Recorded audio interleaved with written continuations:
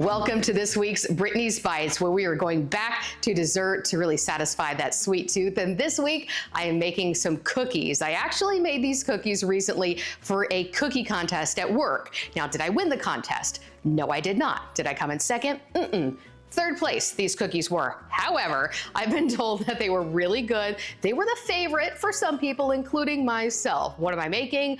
Dark chocolate pistachio cookies. Now I know dark chocolate is maybe not everyone's cup of tea. You can absolutely switch out semi-sweet chocolate chips or also do milk chocolate chips, but I promise if you give this a try, you might be surprised. And I'm using chocolate chips that are like 50% or so cacao instead of the 70–80% that get a little bit bitter when we're talking about dark chocolate. So you may just like these after all if you want to give them a try.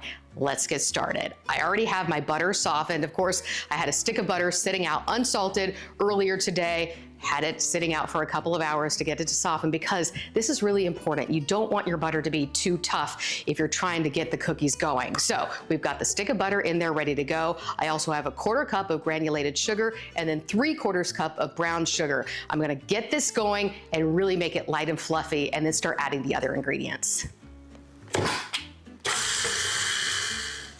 This is as fluffy as I need it to be right now. I had it going for about 2 or 3 minutes or so. So let's add in the next couple of ingredients and we'll get it going even more. I'm just gonna put in 1 egg. I did separately just to make sure I'm not getting any shells in there, any weird bad eggs. So I just mixed it up a little bit as well. So just 1 egg in there. And then also a teaspoon of vanilla. And yes, I know, I'm doing it over this, so I might overflow, but it's okay. Okay, not bad. Now I'm gonna get this going for another couple of minutes and incorporate these 2 ingredients. Everything is pretty much incorporated now, so we're gonna switch to the dry ingredients. And I just have this little bowl just so I can mix it all up in there. I've got 1.5 cups of all-purpose flour, and to that, I'm going to add, let's first add the salt, and it's gonna be 1/2 teaspoon of that. Right in there. And then 1/2 teaspoon of baking soda.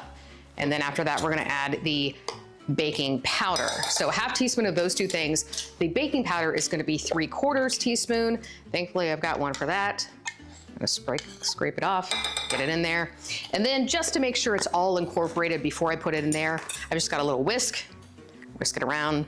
Now here comes the fun part where we add this to this bowl right here and find out how much flour we can spray across the kitchen. I try to do it so gently and it still just goes everywhere, a puff of smoke, or a puff of flour rather. All right, I'm just gonna try to do a little bit at a time, and you definitely don't wanna over mix this as well. So add a little bit, but don't over mix. And then we'll go on to adding the really fun parts, right? Okay.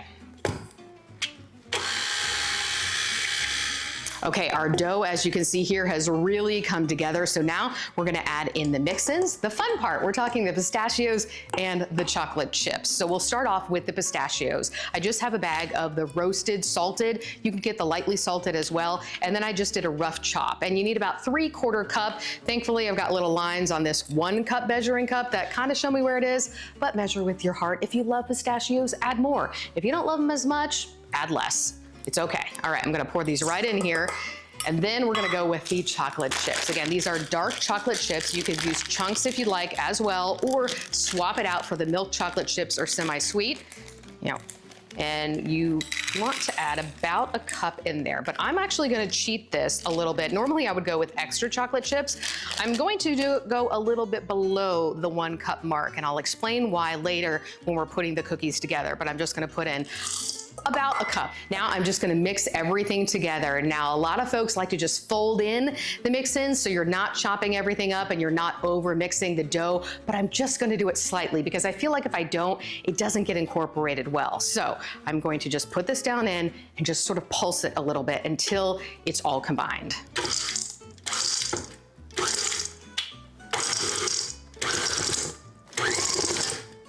Okay, that's looking nice and combined, ready to scoop out onto the cookie sheet. Speaking of that, I'm gonna get things cleaned up here so I have a workspace to do that, and then we'll go on to the next step.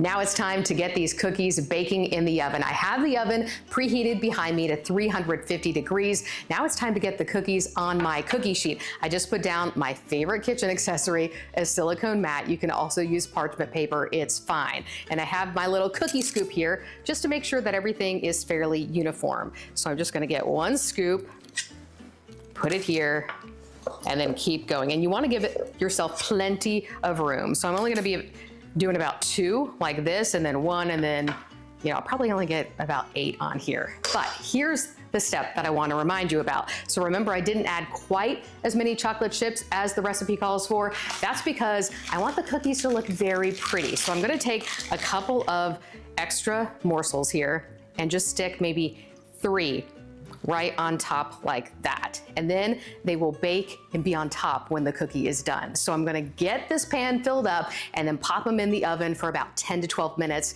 and we'll see how they turn out.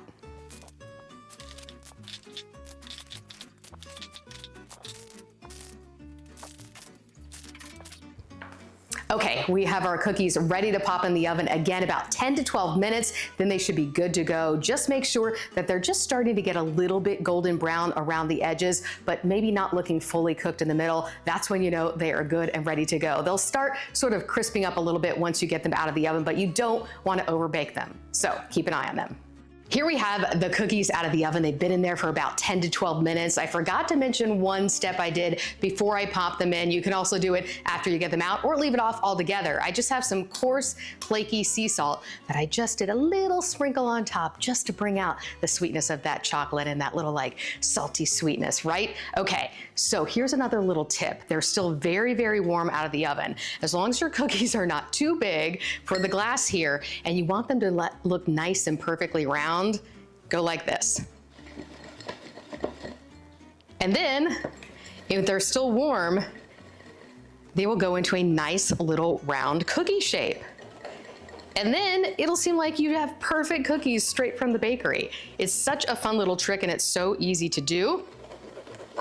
And thankfully, I think these are just warm enough where they look very, oh yeah, they're still soft. So they're just warm enough that that worked. Of course, you can leave them as they are because all that matters is how good they taste, right? I hope you give these a try. Again, dark chocolate pistachio cookies. They didn't win the contest, but they won over lots of fans, I think. All right, give them a try. You can find the recipe online at WBIR.com.